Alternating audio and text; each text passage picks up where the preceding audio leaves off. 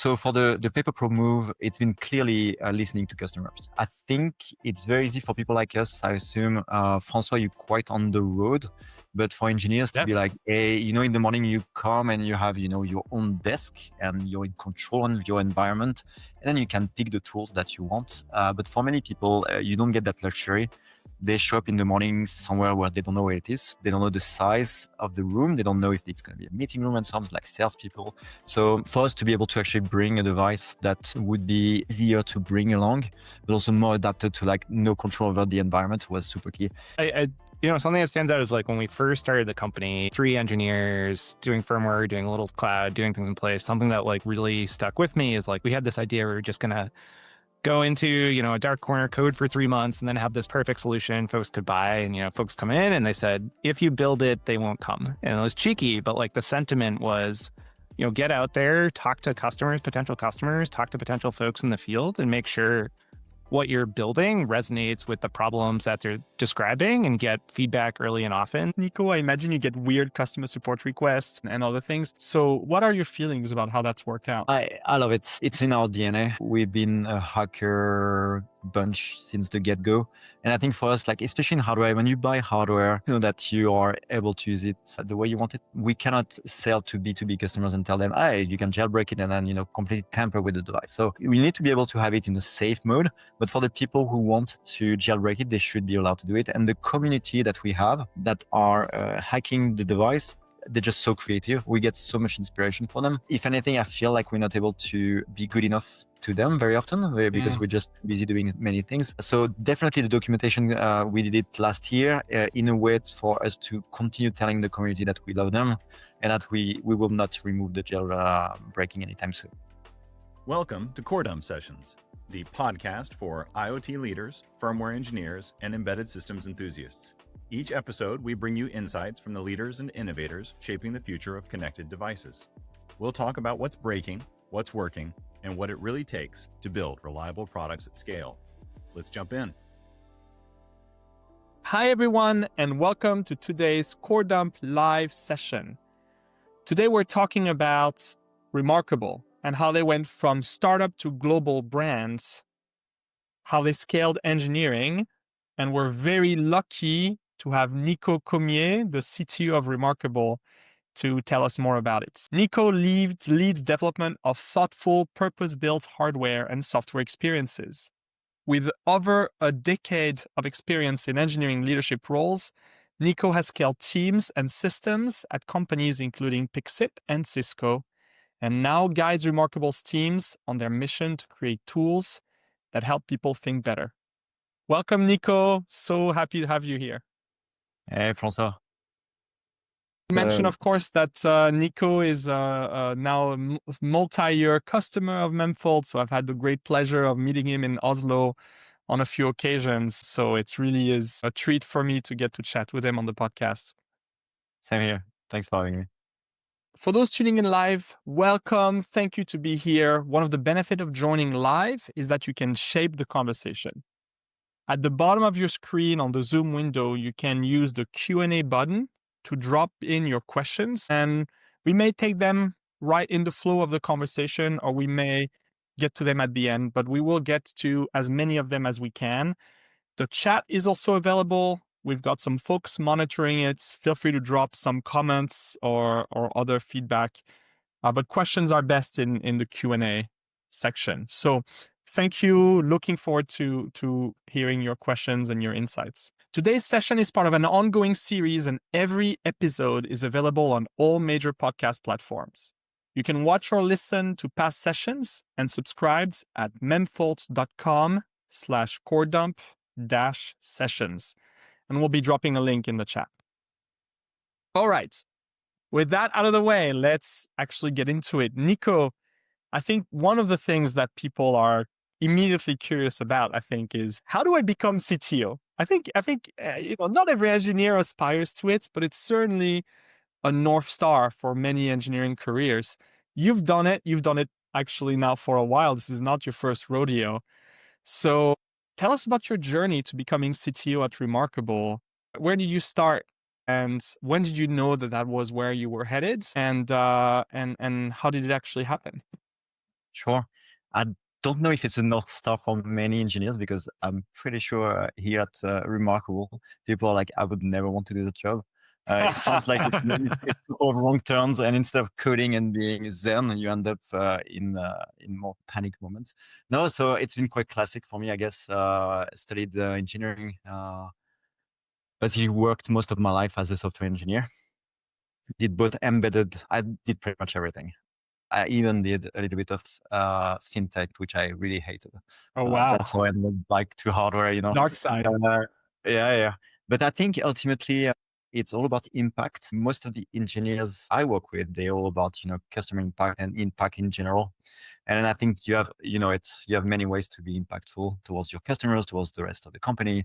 And I think for me, when I realized that I could have bigger impact. I don't know what it says about the code quality. Maybe I was as good as a coder as I should have been, but I was like, maybe I can have a bigger impact, actually helping making decisions and architecture and also doing product development. So I think ultimately it's not about the title. It's about where you feel at the end of the day that you had the most impact and you feel that you're making the biggest difference. And then I think anyone could find as much, reward in writing code and having a real local impact or a broader impact for sure. How much code do you write in a given month today? So here's my issue right now is that somehow you guys did good on the marketing because I got so many PMs from engineers at reMarkable being like, well, I'm going to watch this. Like they never want to watch anything I do because they're like, oh, it's marketing fluff. But this time they are. I'm not going to lie or say anything. I'm going to pass on that question. It's not that much. It's not that much. Chris, how much code do you write? Not as much as I'd like. Not as much as you'd like. Have you written any code last week, Chris? Last week, a little bit. Okay. All right. Not zero. I'll take it. I will tell you the last time I wrote code that went in production, measured in years. It's measured in years. And that's just my life. But I had the wisdom to see that Chris was a much better engineer than I was, and that I would probably do best helping him do as much engineering as he can on leading engineering teams and use my talents elsewhere. You can look at my GitHub stats as the company's grown. There's kind of like daily contributions and then just... We're doing 15 hours of coding a day. Nico, when did you know, or was there ever a moment where you thought, I want to be in engineering leadership? Or is this something that happens organically? No, that was really organic. I think, and I see it also in some of the best leaders in engineering. It's like very often they are the ones not wanting to do it. So it's like you just grow into it because nobody else wants to do it. And then at some point you just realize that you didn't see it coming. And to your point, you're not writing code and it has been years since you did it. So I think very organic. Yeah. Do you think sometimes about staying sharp technically and how, something like just earlier this week, I was in a meeting with some of the tech leads here in the Nordic Cloud organization, and we had a small issue with one of our launches. We had to make some decisions, and I moderated the conversation. And I thought to myself, how do I at the end of that call, which went well, I was happy with the outcome, but I thought, how do I remain credible? And how do I continue to moderate conversations in the way that leads us to the right decision when I am an electrical engineer by training who went through Firmware, leads a cloud company, and hasn't written production code in 2 years. In fact, they want to cut off my GitHub access because every time I touch the code, it's a problem. Do you think about that? Is that part of the challenge? I think maybe a little bit. What I would say though, and I didn't start in electrical engineering. I was lucky enough to be a little, like one step above, so assembler and C. But I think like at the end of the day, a lot of the principles, they're not really changing that. Like good architecture, being able to have a technical discussion at a higher level, especially discussing should this be in the cloud, should this be on the device, being able to understand the reality of memory and batteries and all those things. I think this will take longer to change. So you definitely have to keep having those discussions, and learning through colleagues is probably what keeps me sharp. But definitely, like especially for more granular, like more local decisions, at the end of the day, like the experts are basically the ones that are touching this on a day-to-day basis. Right. I would say though that being able to call for bullshit, because you know that it doesn't sound right, 100%. it's still very useful. Yeah, you need that instinct somehow. And I think I found that I can still learn a lot from the people in my organization. And that's one of the way I stay sharp is surround myself with very sharp people who will call me out when I say something stupid, but let me call them out when my spidey sense starts tingling.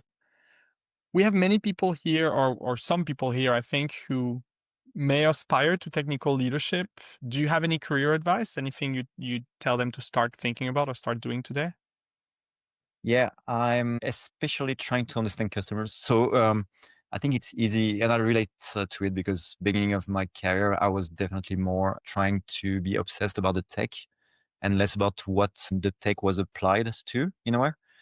I think like the earliest you can try to be interested into the business side, not as trying to understand marketing or finance, but trying to understand what kind of impact you have on the world with technology, the better it is. So, and it's we'll come back to it after, but one of the, something in the DNA of reMarkable is to always start with customer needs and value, right? And then trickling down to the tech. I think for leadership in tech, not being able to talk to the business side is maybe the biggest blocker to be able to aspire to leadership.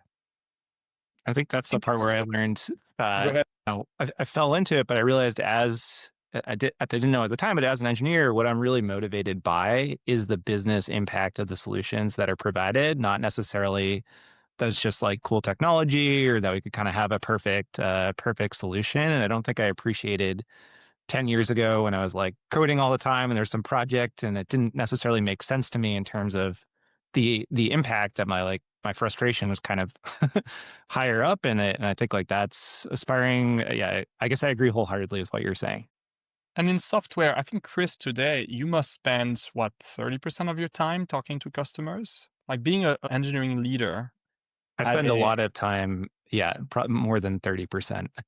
Yeah. But I something that stands out is like when we first started the company, 3 engineers doing firmware, doing a little cloud, doing things in place. Something that like really stuck with me is like we had this idea we were just gonna go into, a dark corner, code for 3 months, and then have this perfect solution folks could buy. And, folks come in and they said, if you build it, they won't come. And it was cheeky, but like the sentiment was, get out there, talk to customers, potential customers, talk to potential folks in the field and make sure what you're building resonates with the problems that they're describing and get feedback early and often to build a better product. And I live that now by talking to many, many of our customers, many of our potential customers on a week-to-week basis to hear how things are going and figure out how we can improve.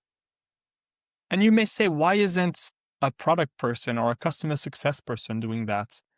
But actually, as a technical leader, you have the unique ability to understand the exact boundary of possible. Therefore, hearing directly from the customer is very important because you can stimulate a response and arrive at an answer that no other person will get to. And that's a key part of the role, actually, is connecting the dots between the technical, the realm of possibility, and the customers, the business needs. Super interesting. Thank you both. Let's talk about the Paper Pro Move. So, Nico, you just launched the Paper Pro Move. Congratulations. Any product launch, as we know, is a huge achievement in the hardware world. When did you start that program? How long did it take to get this product to market? Full disclosure, I think we started it basically at the same time as the previous one, the bigger one, the Paper Pro. Okay. It was always we were always wondering about what it would look like to have a small one. I can come back to this after. So it's been years in the making, definitely years in the making. It's been hardware.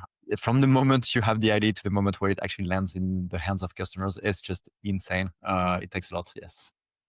Yeah, we've talked to companies that have 5-year development programs for their products, right? So this is why it's a huge achievement. Getting to the launch is a multi-year effort for lots and lots of people across so many disciplines, so many suppliers. So I hope that feels good. I hope you got a moment to pat yourself in the back before you went into the next fire. Yeah, but you know how it is as well. Like it's been so long, and then it's finally out, and you're like, is something gonna break? What's going on? Things are too smooth. So it's no, but it's been really rewarding, and especially what we can talk about, B2C versus B2B as well, but at least in B2C, Yeah. seeing people excited, talking to journalists and getting the reviews on the day of the launch. You have this whole like consumer vibe that is just super hard to deal with, but also very rewarding in a way. So no, it's been a blast. Really, really happy. That's awesome. And can you tell us a little bit about, the last few weeks before the launch? Is it engineering completely done?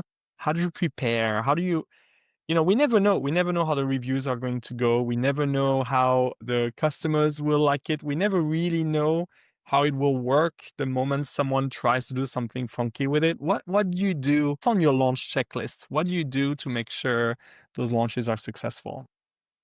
Yeah. We used to wing it a lot more, for sure.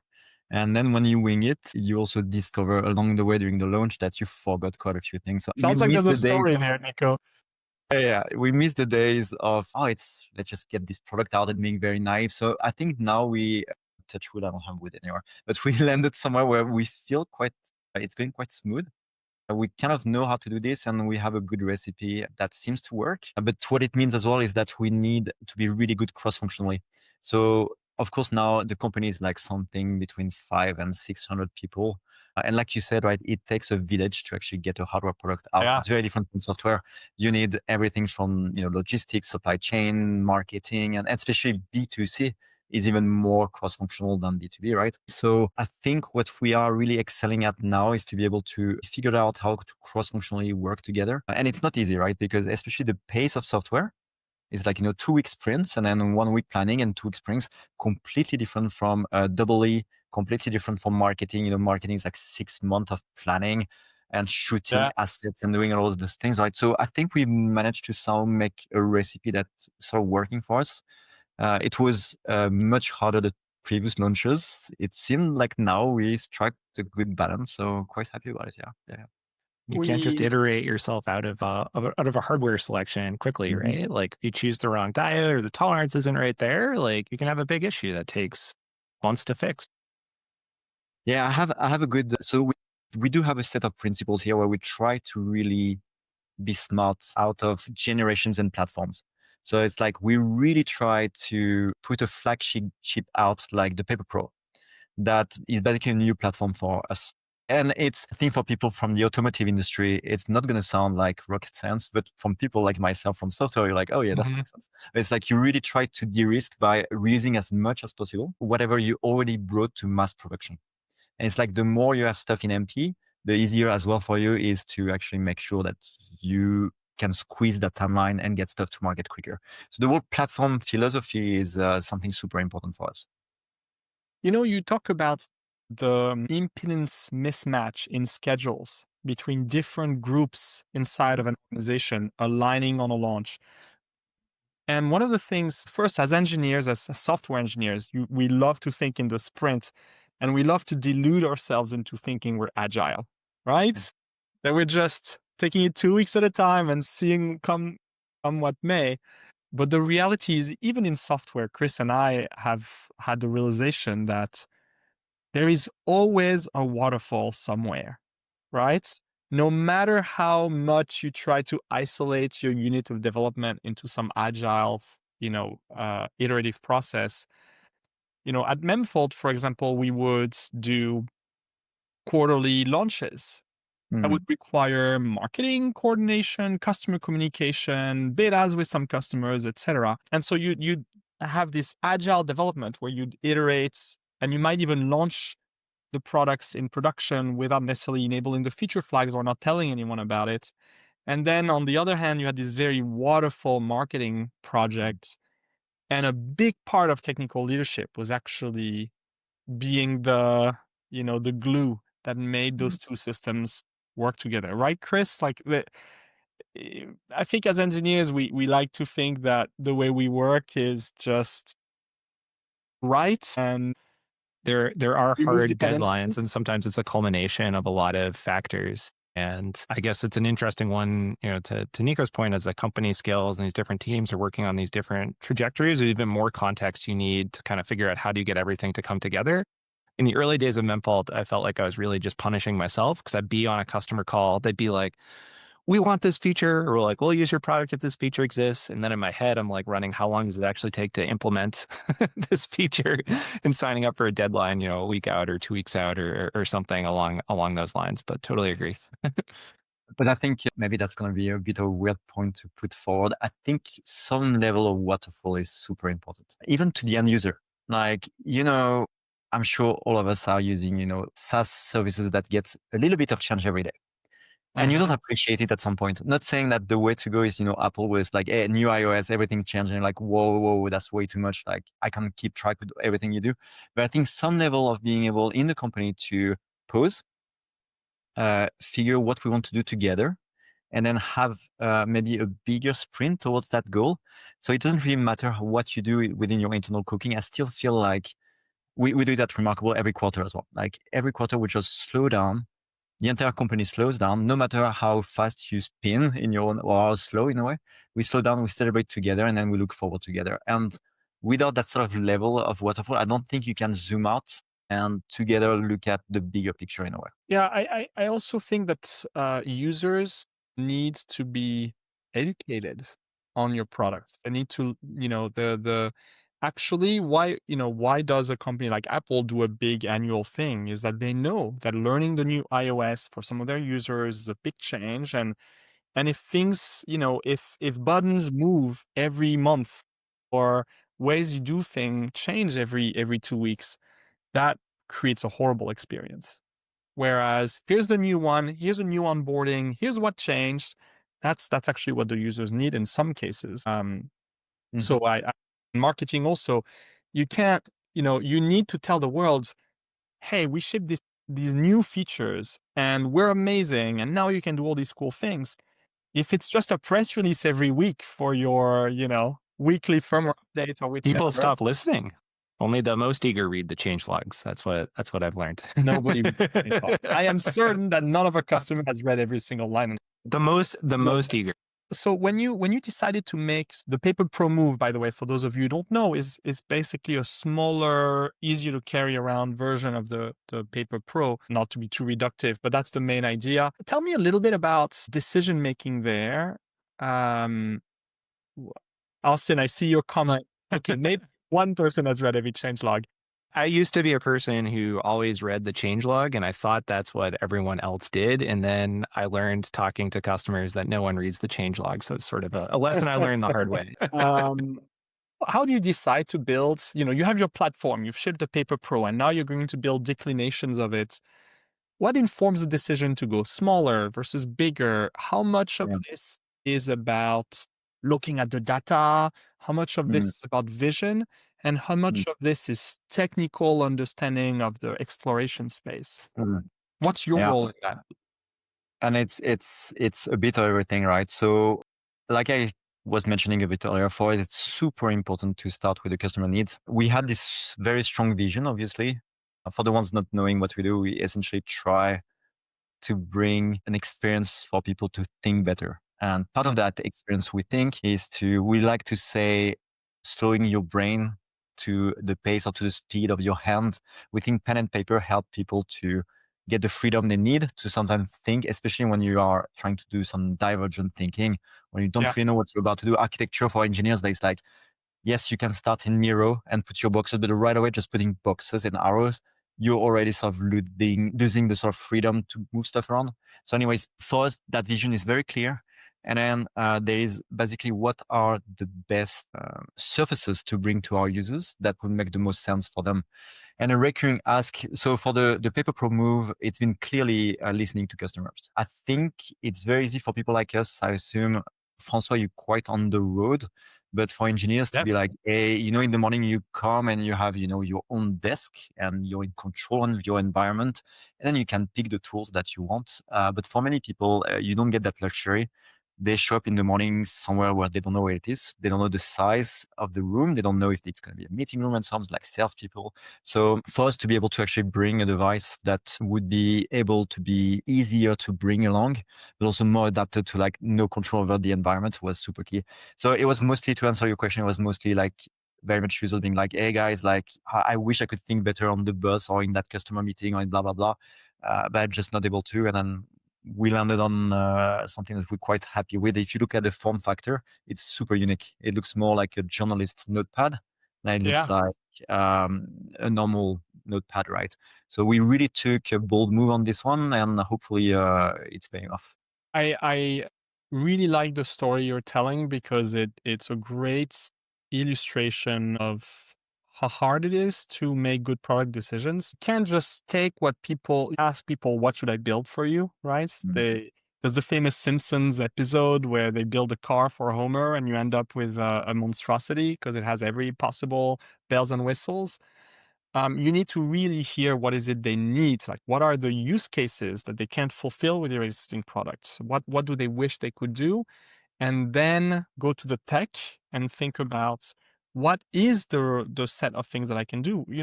For example, with reMarkable, I imagine that sourcing the screen was a really, really big piece of the question, right? It's like there is not screens at every possible size.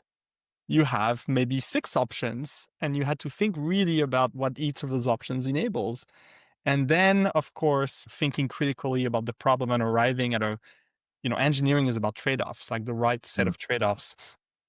I look at the size, and I also think there must have been a lot of discussion around what battery do we need? What optimizations can we make? Less space, usually less room for a battery usually necessitates more optimization. Yeah, no, that's a good point, Chris. So again, the thing with us as well, we're very stubborn with our partners, vendors and partners. So we try to always get what we want. So even if it's not on the catalog, we're going to do and sort of try to get what we need. You only get what you ask for.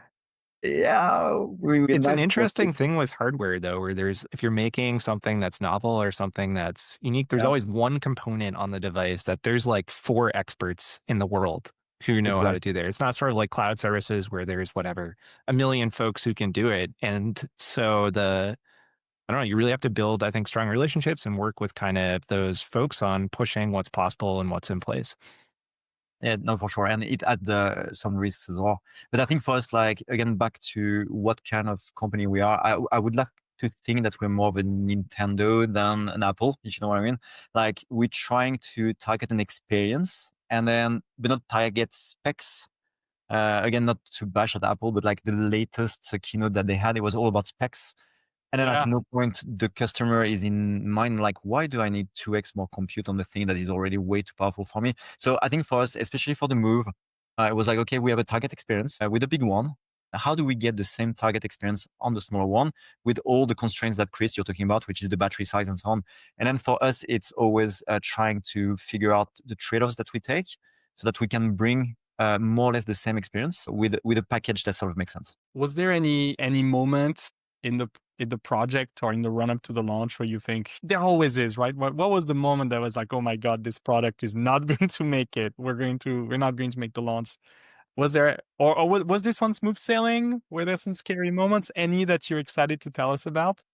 I'm going to jinx it. I'm going to jinx it so bad. This one, like we had there's always some stuff, but we got lucky enough to be able to figure that out quite early on. Also, like I said, the more you piggyback on the previous platform, the better. The Paper Pro, I shouldn't say the same platform, essentially. We had a lot more of those moments, especially like, I mean, for us, people throw us in bags. They put us under the sun. They do like at the end of the day, it's something you sort of carry around, and it's not necessarily something that sits at home very nicely and nobody touch it in a way, right? Yeah. So unless you get like some real experience with it, it's always hard to curate all the way. But again, there's someone trying to use it in like a temperature in the winter outside that you couldn't like possibly anticipate in the lab, and then a bunch of stuff shuts off. I feel like what I've learned is the way people use hardware, you just like you can't predict it.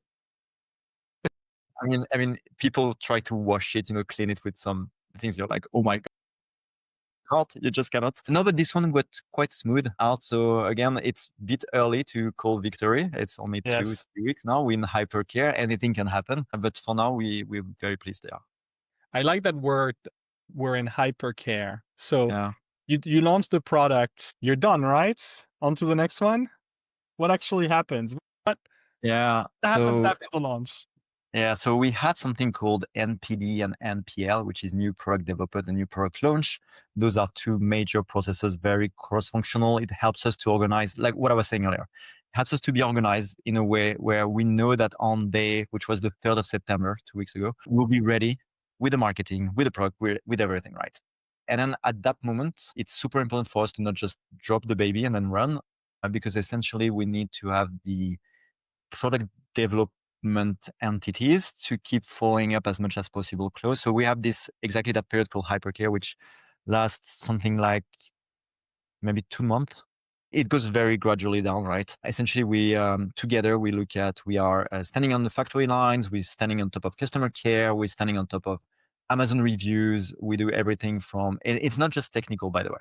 It's also like, if product management decided something and then the experience is suffering, we need to be able to react quickly. So a good example here is when we launched the Paper Pro, we launched it with a reading light or front light, the way we call it. And essentially we decided that paper you should get some light, but not too much. And our users really disagreed. They disagreed that the max level of light was good enough. We could do more, so we did. So within, 2 months, we decided to up that max level, which Chris, yes, you guessed it, battery would take a hit, but we thought it was the right trade-off with the right user experience. So we did. So just to say that hypercare is super important, not just from a technical point of view, but also from product management. I think especially for B2C, it's so important too, because those initial reviews, that initial feedback, your initial loudest champions or non-champions, they really set the stage for kind of the product that's getting adopted and what's there. So I've never heard the term the hypercare phase before, but I like I like the concept and sentiment a lot. Yeah, especially since still there are many executives or hardware folks who think that the launch is the culmination of the work. It's when it stops being intense. And whereas I think of the launch as the most intense phase, right? Like the 2 months after the launch are make or break for many of your products. Especially in your case, you launch in September, you're going to get your orders from retail in the US in the next month and a half for the holidays. Next Friday. In January, the fate of the product is sealed, right? Yeah. So very intense. I kind of think of two intense phases. There's like this 2 to 3 month period where you have to kind of address that feedback, make sure you're optimizing your yield, make sure everything works. And then you just feel like things are good. And then if you're making a device that has to last for years and years out in the field, there's this incident that pops up 2 or 3 years later where devices start to like go offline and die. And you're like, oh no, like that's in our warranty period. Like that's something that needs to be supported. We're getting a lot of complaints about the quality and observability there. I guess it always traces back to a couple things. Either like the technology around people have changed for one reason or another, or you're like destroying something that has a finite amount of cycles on the device, like the flash, because like hardware degrades over time. And those are the ones where something I always like to think is like, how are we going to monitor that? How are we going to look at that so we like avoid the the devices that just drop off a cliff 2 or 3 years after they've been launched? At Pebble, it was that Zebra connector. Like the way the display was connected to the PCB was what's called a Zebra connector, which means it was actually only kept together by the enclosure of the watch. There was no latch on the connector itself. And as the device got older and thermal cycles and things like that, the plastic would get a little bit of give. And so a percentage of watches would not have enough pressure on the Zebra connector, and you get random screen. Small amount of deformation that would happen over time.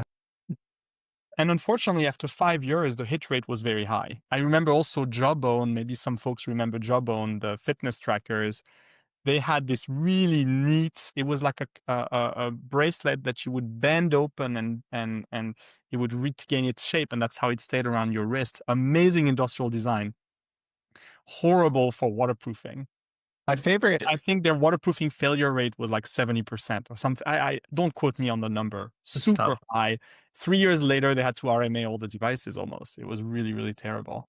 My favorite software one that I was kind of part of at Pebble was like we're optimizing, we're squeezing every microamp for power to kind of get things as low as possible. And we had a NOR flash part that you could put into like a super low power mode. And when you exited in this mode, it can only like accept 2 or 3 different commands. When you exited that mode, you're supposed to wait for 50 microseconds. And we had just kind of committed some code in the early days, waiting for 5. And it was fine for like 2 years. But as kind of the flash degrades and kind of the power you need to kind of root the thing back up to actually read out the cells gets higher, we started to kind of fall, we're out of spec, and falling out of spec actually started to lead to read corruption. It was like a cool one where like we're able to catch it and ship an update and fix it, but kind of the fun intersection of hardware and software that transpires. Let's talk about, so we talked about launching a product. Let's talk about building an organization and a business, right? Like you were part of scaling reMarkable from a early stage startup, really, to a multi-product global brand. Tell us a little bit about maybe to lay the grounds. What were the different stages of that journey? How do you break it up into, first era, second era, third era? And the one I always like is some of the lessons that were learned the hard way along the way. Or if you were doing it again, what were some things you might think about beforehand? Yeah, that's a fair question. So credits to the people before me, though. I joined when it was already a scale up. And I think, but the stages I've seen in my previous companies where I was a founding employee, it's always the same, which is like that first year, the amount of code and product you produce is insane. And it's like this really incredible feeling of being able to put together a prototype really, or a proof of concept of your idea, right? And then seeing that proof of concept actually making a difference in the life of people. That's the difference between a successful startup and a non-successful one, right? And then, so that's the first era. And in that era, it's great because everybody's in the same boat. It's cross-functional without the need to even try. So it's so small and people are so engaged and they all believe the vision. At least the successful ones, I think they all have that in common, like everybody's believing in the vision and wants to get that product where it needs to be. So cross-functionality just happens. And then from that moment to becoming a scale-up, that's the moment where like, okay, but now we did it once, we need to do it another 3 or 4 times. How do we get from being able to do it once with no way to repeat the recipe to actually have to be able to do this maybe on a yearly basis, right? And then that's where it gets complicated as well, because you start also getting people, not only the really high performers that you had at the beginning are not able to talk to one another the same way as before, but also you're adding new functions that do not perform exactly the same way. So being able to just appreciate the need to slow down a little bit, pay some debt, but also have this mentality of the platform mentality. I think like that's the shift of mentality between making a prototype that you need to make an impact to make a platform that can create 2 products that will make an impact. And I think for me, like being able, some companies decide to stop everything, build that platform, and then resume. I think it's a horrible way to do it. I think that's the best way to go bankrupt. You need to keep adding customer value while building your platform. And it's like, we know it in software, we call it changing the engines of the plane while, piloting it. It's actually upgrading the entire plane and putting the engines where it was, maybe there was no engines, right? So I think that's the second stage. It's the engine thing. And then maybe the current stage for us is twofold. Like one is on the end user side. I think we see with our product that we are able to really impact people that are listening. They're listening, they want to be better thinkers. And then they look at the product, they love it. And then now we had this sort of moment in our life where we're like, okay, but now we need to actually tell we create the early majority, right? That we're here. We need to go for the mass market more and being able to have the right products to address to those guys. And that has an impact to the kind of product you build, but also the kind of marketing. You go from, like a smaller kind of marketing to something that is a lot more mainstream. So I feel that's where we are right now in that sort of trying to change the engines now from maybe something a bit more vertical and a bit more niche to something much more mainstream. Thanks for sharing. Chris, do you want to take it? Do you want to ask the next question? Yeah. I guess kind of as you've looked or gone through those, some of those different stages, are there certain like patterns you tend to apply when you think about organizing teams? Or I don't know, maybe you've hired folks on the hardware side who aren't used to kind of a platform focused mindset for building embedded devices. I think that's pretty common. Like, how do you think about creating the teams to make that happen? Yeah, it's super cheesy though, but it's the people. So it always starts with the people. Mhm. I think, look, diversity is such a strength. And I think maybe the only thing that I would not bring too much diversity on is product minded versus non product minded. At least for the kind of products we're building, I find it really hard to have engineers that don't really care about how the tech is applied or how the work that they produce every day is impacting customers. I think it's completely fine. Look, you're going to have some engineers that are really deep into algorithms, into optimizations of like voltage stuff I do not understand, like rocket science. So to have 5 to 10% of the company doing rocket science is obviously super fine, and they don't need necessarily to breathe products. But for the 90% of the rest of the engineering organization, I think you want to look for people that that understand products and have the product fiber. And I think it's valid for the entire journey, no matter where you are. And then I think it's having the right leaders that explain the benefits of, for instance, going for a platform philosophy instead of just hacking it. And again, right, bringing people that are able to um, translate business needs into engineering lingo. So important, because if you go to people like, oh, we need to do 5 products and please make me a platform for it, engineers are going to be like, what? If you go and you say all of those issues, you could de-risk them by doing this, and that in that sequence, then suddenly it's much easier. So again, the right product mindset and end user mindset in engineering, but also leaders that are technical leaders. I do not believe in having non-technical leaders in that sort of product development.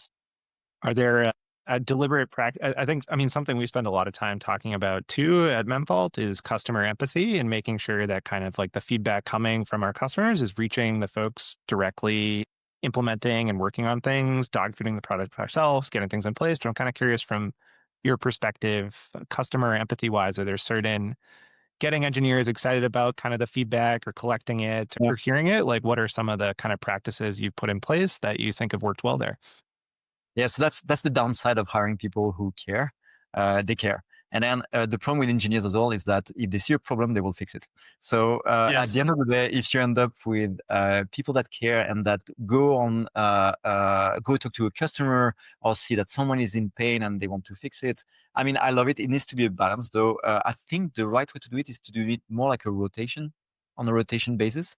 I Mhm. love for some engineers to just plan, you know what, the next quarter, you're going to be much closer to the customers and just focus on those things and then solve. And then you bring them out again. So you build sort of that, you keep that empathy going while avoiding the issue of people that are just too far away from understanding the customers or too close to make the right call. But it's really hard to balance, and it's a balancing act. And for us in B2C, it's hard as well. Because for you guys, for instance, you have big accounts, then you talk to someone already on the customer side that already sort of like gather some of that feedback into one thing. For us, we have as many pieces of feedback as we have customers, which is like millions, right? So we need to also make sure that the voice of the customer is something we can actually understand at a larger scale, and not whoever is screaming gets whatever they want, kind of thing. Do you have the amazing privilege of building a product that you can be a user of Yeah. yourself and your engineers? Like, for example, at Memfault, I think we struggle with this a lot, which dog fooding is hard for us. We've tried different versions, for those of you who are interested, of pushing our own servers data to Memfault to use basically Memfault to monitor Memfault. But it's not well matched because our servers are not really hardware, right, in practice. But in your case, you really can do this dog fooding or fish fooding or however whatever word you use internally. How important is it that your engineering team be users? And to what length do you go to encourage that?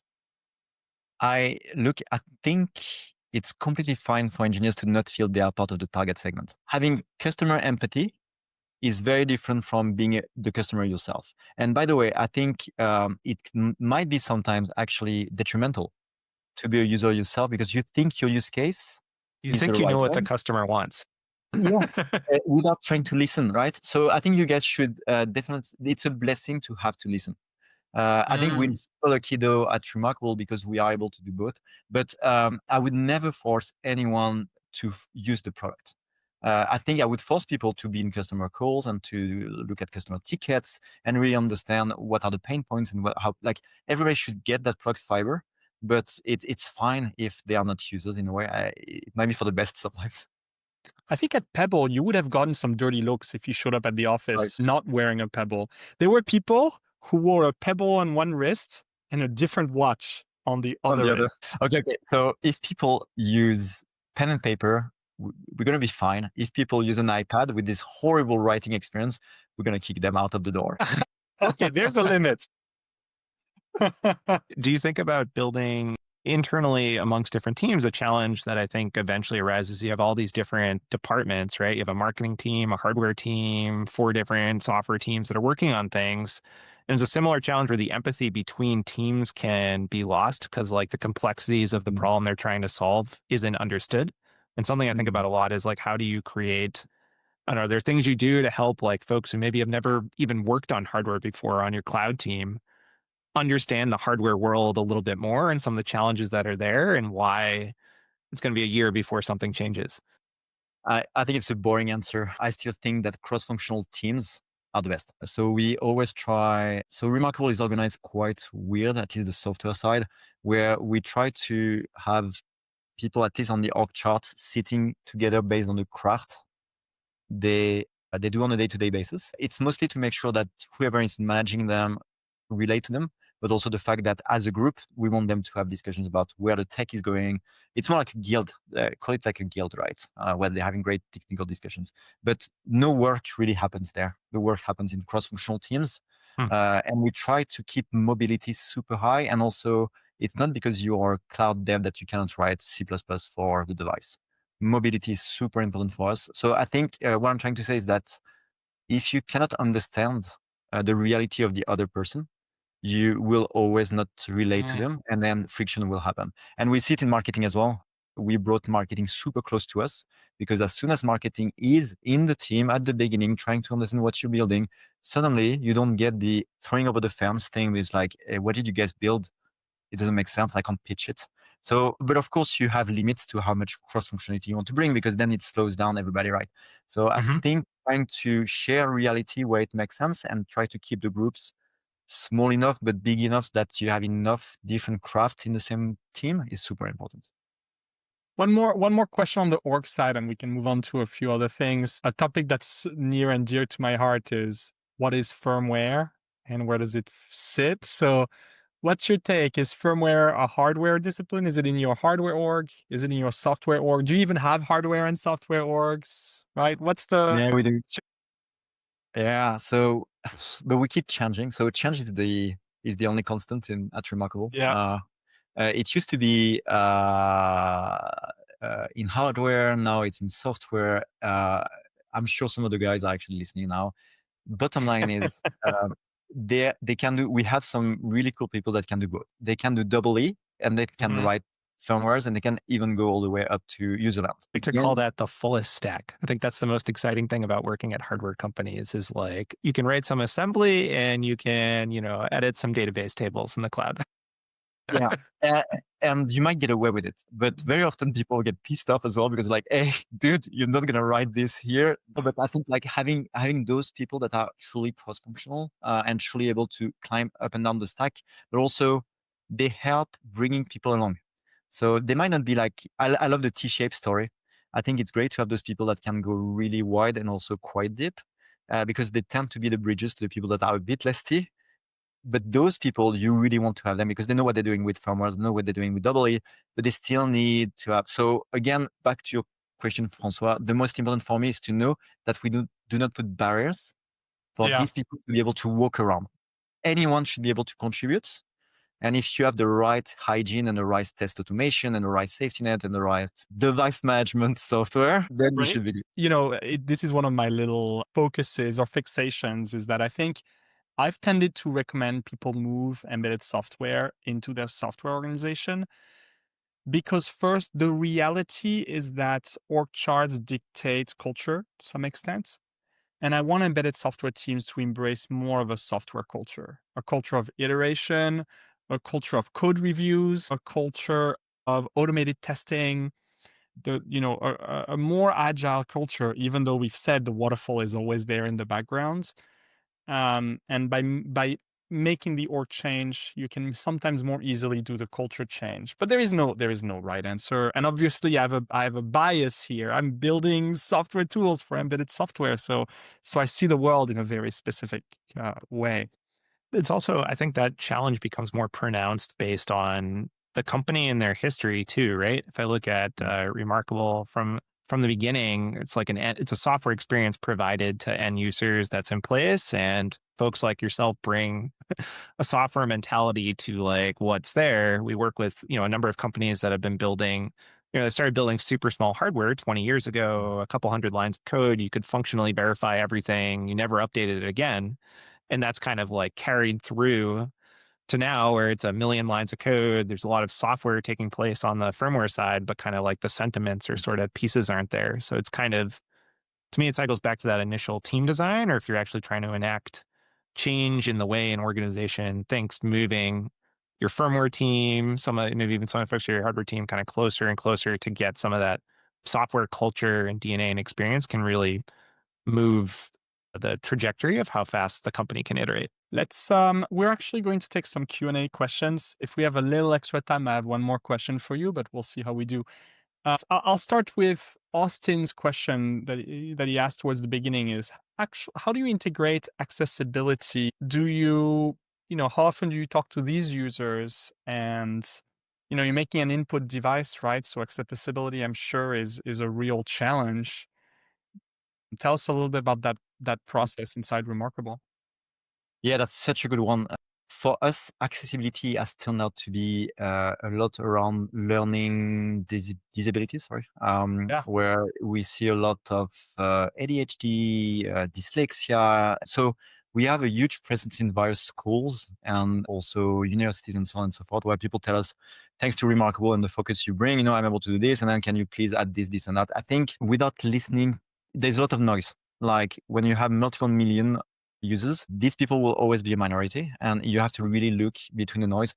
We've been super good at reMarkable to be in contact with some of those groups early on, because they just think when we were very small, they were attracted to the product, and we were able to catch those communities early on, and then being able to try to cater for them. I don't know if we would be as good today at finding those new minorities and communities. So it's a fair question. I think listening to the feedback, but trying to find a pattern in the noise is super important. Austin also asks about jailbreaking. So at reMarkable, it seems you've taken a clear stance that you don't just allow jailbreaking, you have documentation on how to jailbreak the device. Why do you do this? And also, how do you feel as a person? You're probably left on the hook for this, Nico. I imagine you get weird customer support requests and other things. So what are your feelings about how that's worked out? I love it. It's in our DNA. We've been a hacker kind of bunch since the get-go. And I think for us, like especially in hardware, when you buy hardware, you need to know that you are able to use it the way you want it. And then, of course, for us, when it's not, we cannot sell to B2B customers and tell them, hey, you can jailbreak it and then, completely tamper with the device. So we need to be able to have it in a safe mode. But for the people who want to jailbreak it, they should be allowed to do it. And the community that we have that are hacking the device, they're just so creative. We get so much inspiration from them. If anything, I feel like we're not able to be good enough to them very often because we're just busy doing many things. So definitely the documentation, we did it last year in a way for us to continue telling the community that we love them and that we will not remove the jail breaking anytime soon. We made the same decision at Oculus, but in order to jailbreak your device, you needed to get a code from our cloud, which would, be recorded. So you could not do it without hitting our cloud. So we would know you jailbroke your device. And then, your warranty is voided, all this stuff, right? But it felt so important to give people true ownership.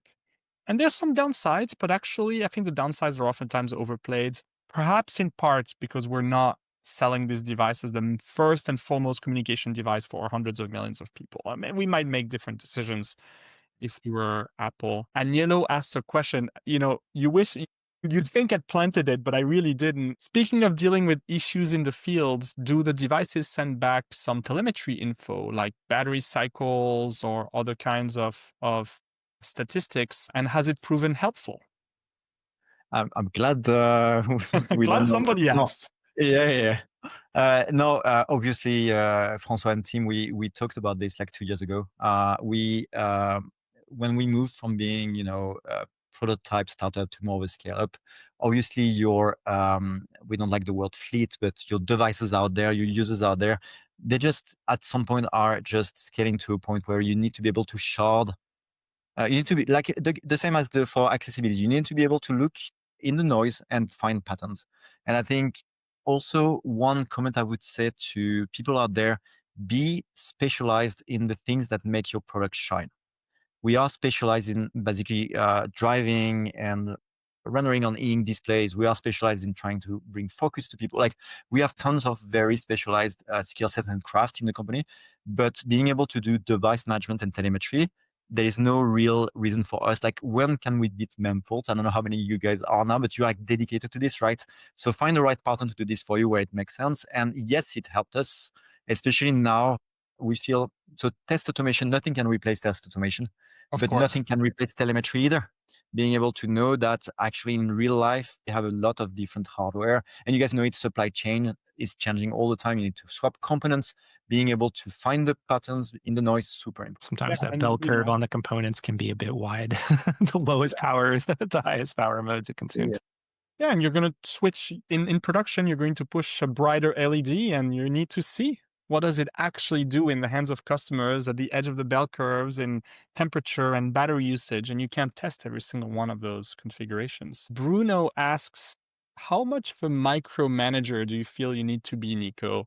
Having a team of hundreds of people, what levels of the organization do we interact with? I guess, how do you feel about that? He said, do you miss going all the way down sometimes? But maybe more interesting is, do you get to do everything you wish you could do? Yeah. Yeah. So I'm not going to call it micromanagement on going all the way down, all the way up. I like to think of it as a reverse pyramid where I help people, rather than going down to them. But I get complained all the time being like, oh, why did you go and talk to those people? I think the key here is to make sure you are completely redundant. So things would happen no matter what. But then being able to if you're not ever able to interact with all the layers, then there is no way you are doing the right impact. So it's trying that sort of balance where you can support the teams when it makes sense, either because there is a fire or because you feel you can add value. So never be scared of going down. But if you have to do it on a day-to-day basis, then that's obviously micromanagement. It's a big issue, right? So it's that balance. I would be skeptical of someone telling me that, oh no, I never need to go one more layer down. Like you should be able to go all the way down at any point of the day, really. I meet one-on-one with everybody on the team. It takes a long time. I do 2 to 3 a week, and now we have a lot of people, but it's a random rotation and I meet everyone, even the new grad employee who maybe has been with us a month. I'll have a one-on-one with them and learn a lot. It's a really important cultural, or something I think are really important in building engineering organizations or companies in general, is creating a space where people can bring their opinions or ideas from wherever. And as an organization gets bigger, I think it's harder for folks to see that. Like I'm sure someone who just joins reMarkable isn't like, I'm going to go set up a 15-minute meeting with Nico to sort of understand what's there, what's in place. But like showing by being in meetings and creating that environment, I think it's sort of how the best companies build the best products. Agreed. Nico, I'll ask you one last question and then we have to run, which is from Aniello. He said, what do you call the code that goes onto the device? Firmware, software, something else? What do you call it? Great place to end. Yeah. So the reason why we have those weird internal names that the community will know, I'm not going to drop them here, is to avoid exactly that. So we gave this like super cryptic names of various part of the stack, right? from the distro to the drivers, the firmware, to the entire user and stack, all the way to the cloud. I think at the end of the day, it helps people to not put stuff into buckets. I like it. You start with super heavy interfaces already between that are given to you by Linux or by the hardware or by the cloud. You don't need to add more buckets to this. So being able to actually create your own sort of vocabulary to force people to jump various places in the stack, I think is really good. Awesome. We have to break. Nico, thank you so much. This was a really, really interesting conversation. Hope you enjoyed it as much as I did. Thank you to all of you who joined us today, asked us some wonderful questions, and I look forward to the next one. Nico, have a great evening. And Thanks to for all of having you me. around the world, I hope you have an amazing rest of your day and week. Yeah, thanks, Thank you so Nico. I much. really enjoyed the chat. Same Bye, here. everyone. Thanks for tuning in to this Coredump session. If you enjoyed the conversation and want to dig deeper, check out more episodes available wherever you get your podcasts, on YouTube, or at memfault.com/webinars. If you have any questions for our team, drop us a line at team@memfault.com. Until then, keep shipping. See you next time.